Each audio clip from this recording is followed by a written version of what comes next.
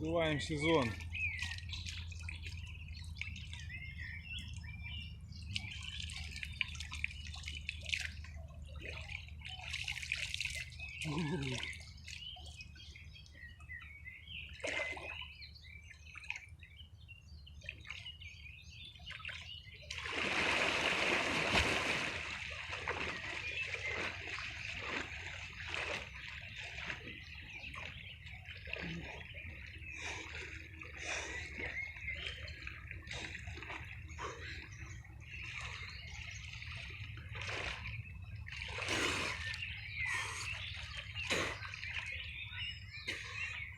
Ох, какая классная вода.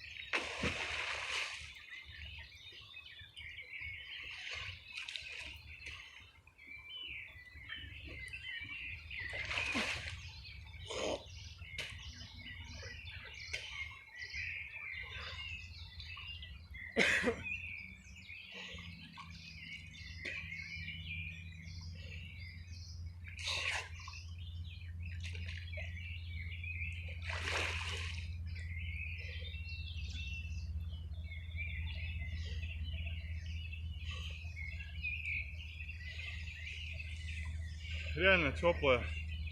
Можно целый день купаться. Ну, не теплая, а в меру холодненькая, тепленькая. Вообще кайф, самое то. Реально не холодно, не жарко.